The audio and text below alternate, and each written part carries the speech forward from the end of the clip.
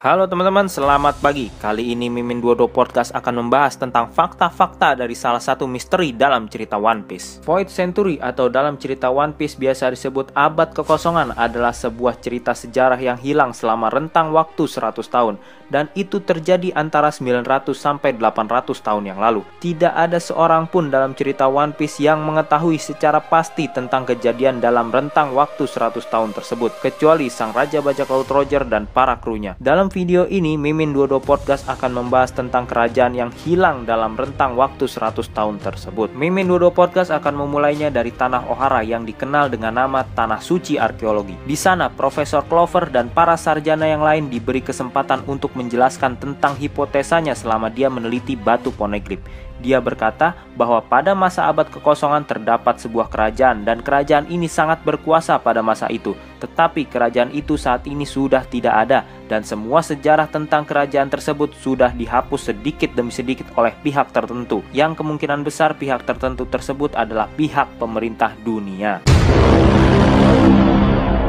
Lalu kita lanjut ke Pulau Langit atau Sky Peak. Diceritakan bahwa dahulu pulau yang berada di langit ini berada di Blue Sea, lalu terlempar ke langit 400 tahun yang lalu.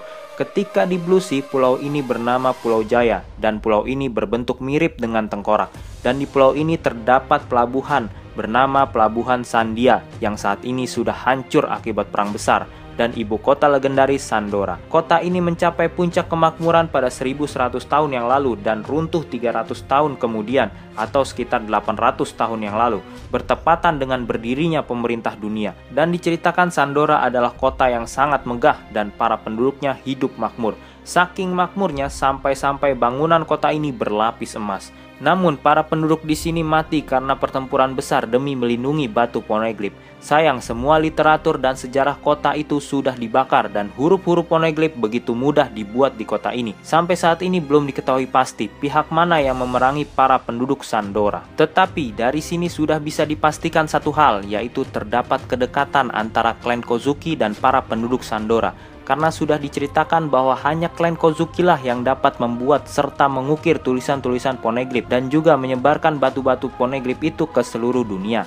Dari fakta-fakta barusan, Mimin 22 Podcast menyimpulkan bahwa kerajaan kuno yang hilang pada masa abad kekosongan tersebut adalah kerajaan Sandora.